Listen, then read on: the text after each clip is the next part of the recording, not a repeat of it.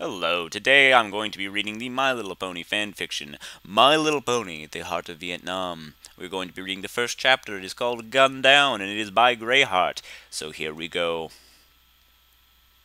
Equestria was located between the USSR and the United States in the Pacific.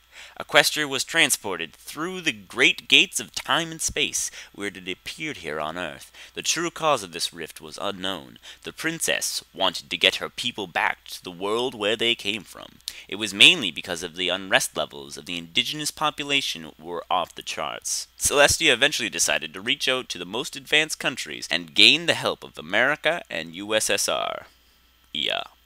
However, she discovered the USSR wasn't very willing to give freedom to their people, so she chose to side with the Democratic Republic of the United States of America. Celestia and Edwin Hauser made an agreement that Equestria was to gain support from the United States. She must sign a contract that would allow them to force her into war and establish trading routes with her continent so that their trading routes with Japan and other Asian allies weren't so restricted with the new. After a few months of studying with the combined scientific minds of the United States and Equestria, they discovered that both worlds were indeed on parallel. This meant that Equestria and Earth were so similar that they might actually be parallel to each other. They also discovered that because of this very reason, unicorns and pegasuses were still able to use magic and fly. But then, after they progressed, their work was halted by the Geneva Accords. France came to an agreement with Vietnam that made the American President Hauser very angry. He feared communism was getting it easy, so he made it hard. Very hard. And Equestria would be caught right up in the middle of this struggle for peace. Then there are a couple spaces, and then 3 number signs, and then a couple more spaces. Now, I'm going to just give a quick explanation before I read the next little bit, because it was a little confusing to me, and I don't want you to suffer from the same degree of confusion that I suffer every day of my life. The main characters in this particular fic are Applejack, Lyra, Caramel, which I believe is a background pony, an original character, and an other character. And the main heroine of this gripping tale is kind of left unnamed. So we don't actually know who they are. They're also the narrator of the next little bit. So we're going to read that. Hopefully in the later chapters we'll find out who it is. I originally thought it was Twilight. Turns out it's not, or they just don't want us to know till the end. It would be awesome if it was Fluttershy. But anyways, it's probably their OC, which would be kind of odd. So here we go, the next part.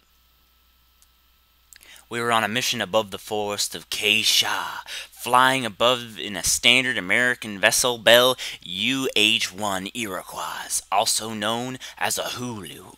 Me, Lyra, Caramel, and Applejack were in one of the choppers, and the other 4 were in the Hulu next to us. After we found the position of where we were going to settle the chopper, the pilot dropped the red smoke, and the friendly U.S. fighter jets dropped Hazley Daisy Cutter, one of the most useful bombs in the time of the Vietnam War, to clear the AOs of trees and other tall greenery. And then we started to land.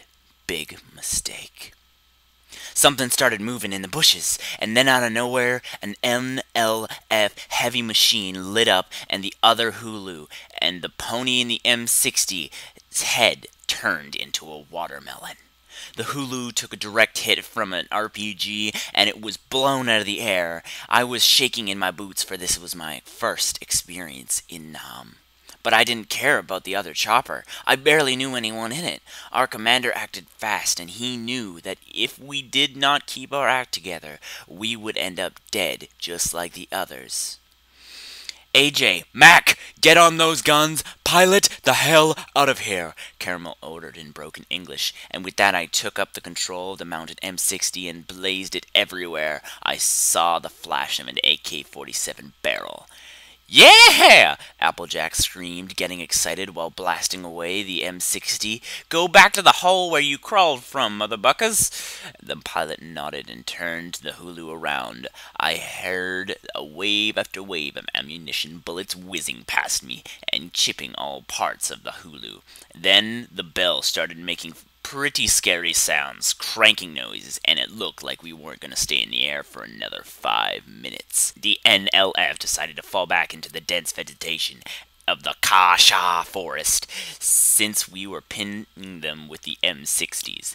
With so much sound of guns we were making, we stopped, but the hulu took more damage than we thought, and it was running out of fuel rapidly. The closest base was 50 clicks away, so we decided to land in the area the jets had cleared for us. Celestia, darn it! It looks like we're gonna have to land. Man, gear up, Caramel said. I dismounted the M60, chucked my ammo, and cocked my M16. Are we still continuing the mission, Mel? Applejack questioned.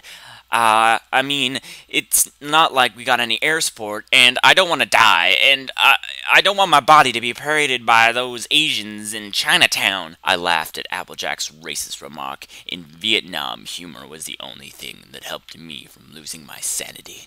Just as we got out of the Swiss cheese-looking hulu, the pilot stepped out from the cockpit, where his head was, turned into a squashed tomato, and out of the forest came Charlie. Lyra quickly gunned him down without hesitation. It was now just the four of us, and we rushed into what was left of the jungle before any more victors crept up on our six.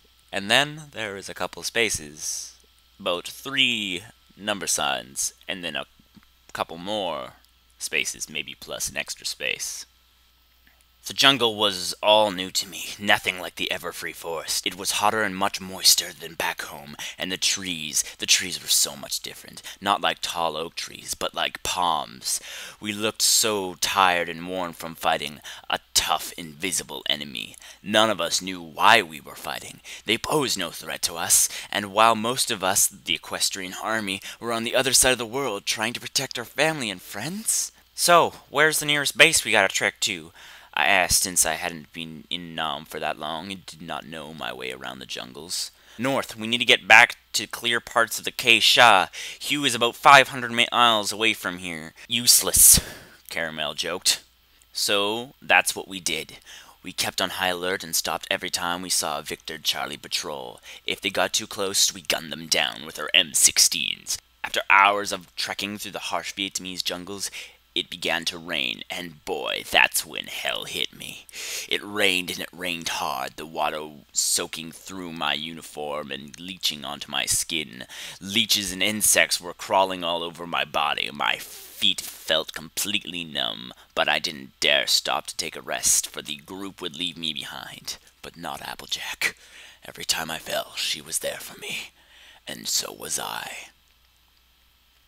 While walking through the thick vegetation finally subsided, and we came across a U.S. camp. Thoughts of release sprawled, zoomed through my mind. Only problem, no one was there. Hell yeah, Lyra said when she was cut off by Caramel's sharp glare. Keep it down, Caramel said in a stern but hushed tone. Applejack headed down to nothing but a small burning camp and a buzzing radio. I went to find a ghost camp. Darn it, I said, the hopeless feeling creeping back into my mind. Lyra, over here, Caramel ordered in broken English, and with that, Lyra handed him the object and turned the volume to maximum. The radio spoke. This is Alpha 616. We are defending Hugh, and Charlies are attacking from the northwest. NLF has launched its main attack. The whole South Vietnam is under attack. All units report. This is our final stand. Men, fall back to... And then there's quite a lot of spaces. And 3 number signs. And then quite a lot of spaces. We went silent. Hell had just broken loose around the whole Vietnam. Hugh was already under heavy fire, close to being overrun, and Stagon was probably bombed to poop by now. I decided to get some sleep in the abandoned camp, and soon everyone else joined in. Except Lyra. Something was wrong with her. She wasn't as scared and alert as we were. Then there are a couple spaces and 3 number signs and more spaces. Creative criticism is welcomed. Edited and improved by Biochemical Wolf Gear and Anti-Carrot. And that is the first chapter of My Little Pony: Heart of Vietnam, Gun Down. There was some, minor spelling, well, not grammar mistakes, not spelling, in there, and you don't actually know who the main character is, because it kind of jumps around from being Applejack to other people. Like, it says, Applejack, get on the gun, and then it says, I got on the gun, and then later on, it says, Applejack slid down the hill, and I followed her. Which doesn't make much sense, but, how do I use the grammars, right? So, yeah, I personally hope they make another one, but, they might not. I'd like it if they do. Greyheart, if you're listening, please make another one of these. It's cut me deep, bro.